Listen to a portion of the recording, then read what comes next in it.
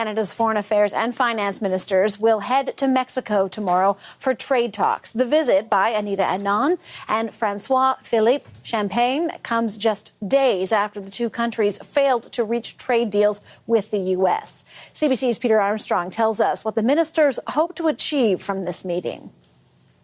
It's an interesting sort of tact, right? Because on the one hand, I think they have a lot of notes to compare with Mexico in that Canada and Mexico are really a study in contrasts, right? In their approach to this trade war, Mexico has kept a decidedly low profile. Mexico did not respond with any retaliatory measures or tariffs of its own.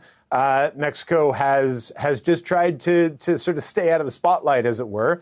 Canada, on the other hand, did respond with retaliatory tariffs, has engaged more with the U.S. And for a stretch there, it looked like it was, sort of paying off for the Canadians, or at least that it wasn't being too punishing for the Canadians.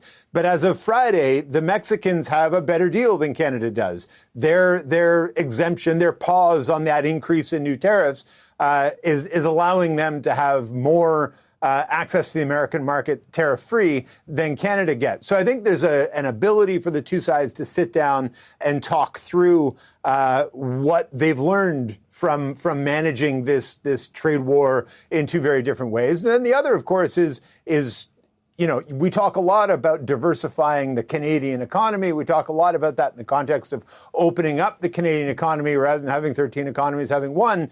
Well, there's 200 million people in Mexico, and it's a huge economy, and we trade like $56 billion worth of goods with Mexico every year, just a fraction of what we trade with the United States. And so there's an opportunity there to open up a lot of those lines of communication and lines of commerce at the same time. Peter, there was a time when the three countries, Canada, U.S., and Mexico, were good buddies, the three amigos. That is, things have changed dramatically. Where do trade relations stand now? Yeah, listen, I think I think that's fair to say that they were good buddies in the three amigos. I think there's always been strife. I think there's always been complications in that tripartite relationship between the three countries. I think there is goodwill in both Mexico City and in Ottawa to try to come up with a way of working more closely together, both, as I say, in terms of commerce and in terms of their messaging. That relationship works at its best when the American economy is outsized compared to both Canada and Mexico. Take a listen here to what François-Philippe Champagne has to say about what they're going to try to do, and then I can sum up what I think he's actually trying to say here. Take a listen. If you look at the USMCA as a trading bloc, that's the second largest trading bloc in the world. So it is important for us to engage with our Mexican friends.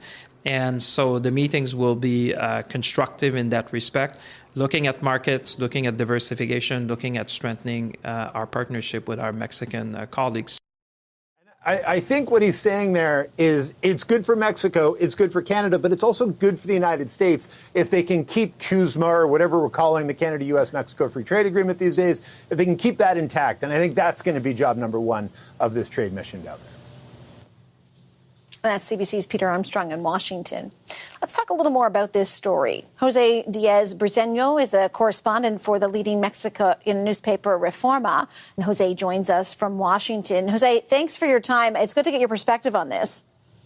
Yes, I would say that from the beginning, it was clear that there are no rules in how to deal with this White House. But Mexico learned early on that appeasement was much more, convenient with Donald Trump at the top of the presidency. From the very beginning, the Mexican government approached to this negotiation as not solely one devoted to trade. And, for example, it extradited 29 cartel figures to the United States. This was some kind of kowtow present to Trump in order to, get goodwill from the administration in the trade talks. So perhaps that's something that the Canadians would like to get from their exchanges with President Sheinbaum and their ministers, being much more pragmatic.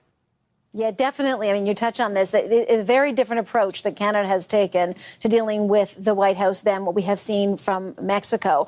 I'm wondering, what do you think is going to be up for discussion when the two Canadian ministers travel to Mexico? Are they going to be talking about the bilateral trade relationship? Might there be discussions, do you imagine, about how best to deal with Trump, comparing notes? Certainly, there will be a comparison of notes, but I would stress that the Canadian negotiators dealing with the Trump administration are, to my knowledge, not traveling to Mexico City.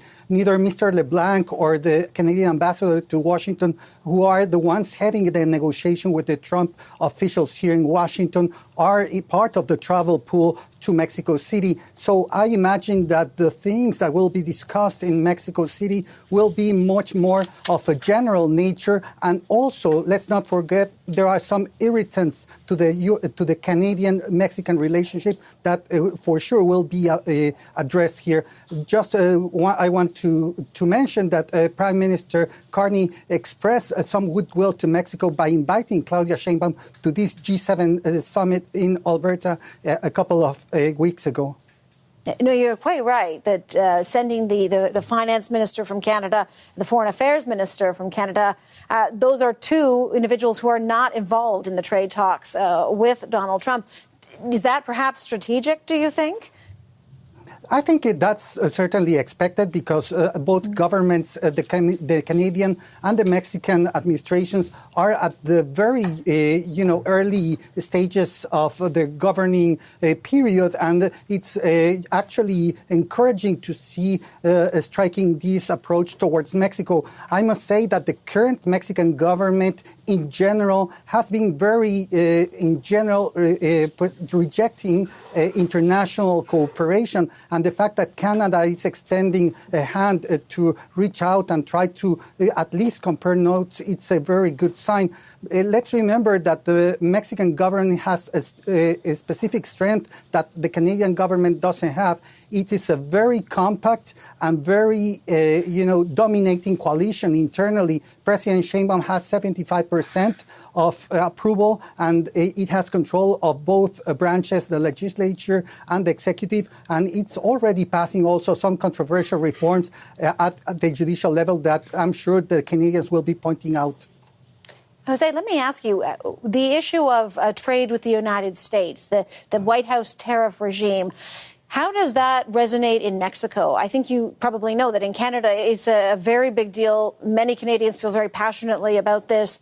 The whole slogan, elbows up, fight against this trade, the trade war with the United States. Is it playing out like that in Mexico with the public, or is it different? I think we learned this in Mexico City from the first Trump presidency.